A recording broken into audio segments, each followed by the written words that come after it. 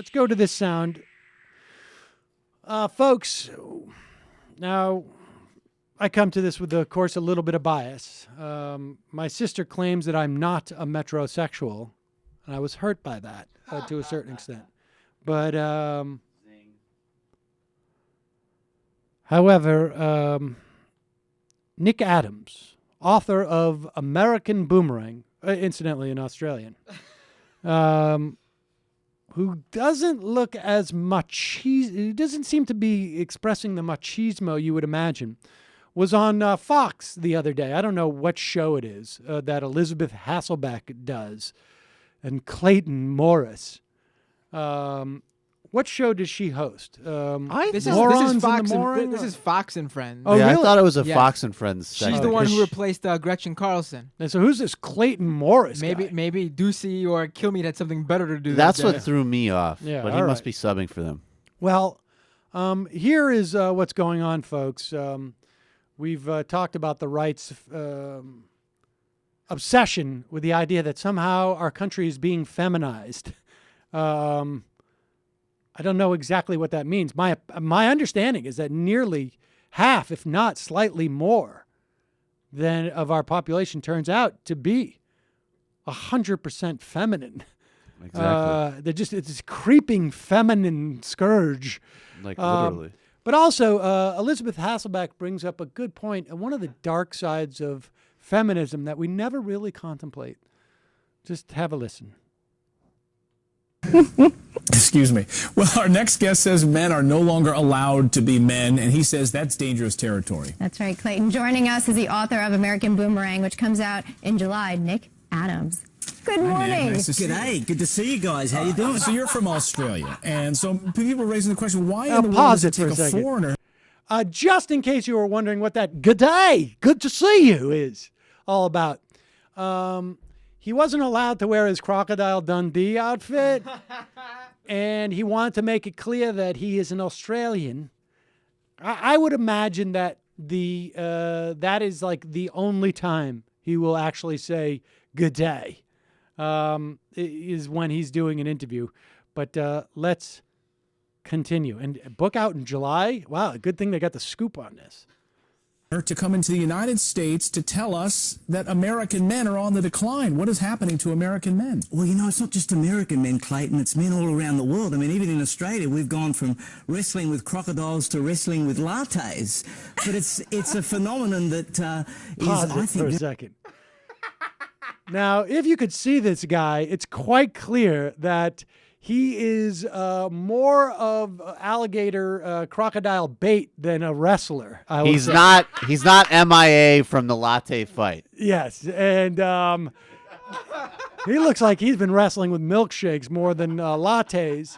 And I say this only because this is not about fat shaming or anything. He's not fat, but he doesn't look like this guy's been wrestling. He's soft. For a guy who's pushing machismo. He's masculine in the way. And then I will also say, we know how dangerous it is to wrestle with boiling hot coffee.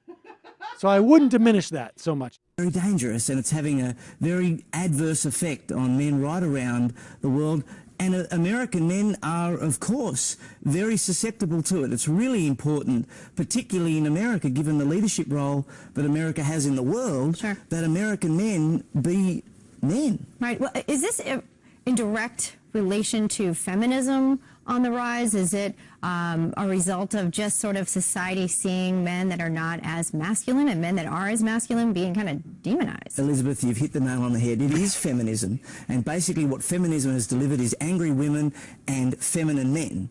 And it emerges from this mindset that a lot of women have unfortunately bought into, this destructive idea that men prevent them from being able to achieve their goals. And from the left, from the politically correct, we have all these attacks on men. It's a very hard time to be a man in today's society. You gave an interview with the Daily Caller in which you said this. I think this sums up. So hard for men. Their only opportunity is to write a book about how men are demonized. God, men are it's so hard for the men out there. I mean, as opposed to anybody else. Let's.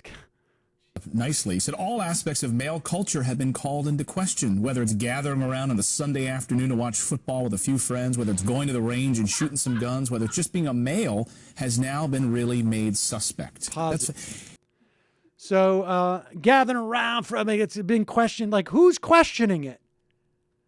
Well, it may be a slight waste of time, and yes, domestic abuse goes up, like on the Super Bowl. That may be the case, and just going to the range and shooting guns. I wonder how many guns Clayton shoots on the weekend. Just being male is just like practically demonized these days. You got that whole plan in the hospital where they take that firstborn male and they. All right, good.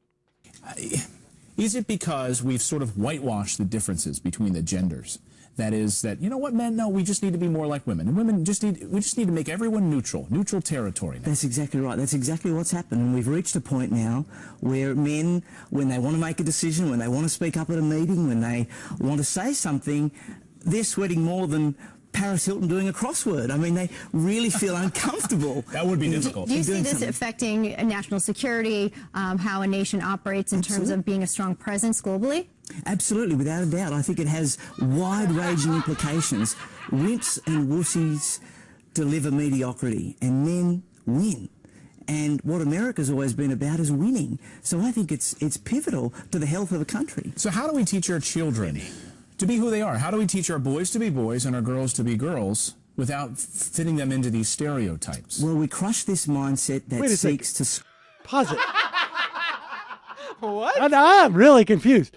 Is he, so is Clay saying that, like, how do we keep boys and girls from fitting into the stereotypes of not being machismo or feminine, I guess, is what he's saying. Masculine or feminine, like, how do we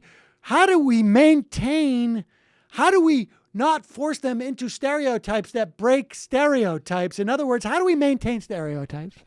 How can we dismantle the word stereotype so it no longer exists?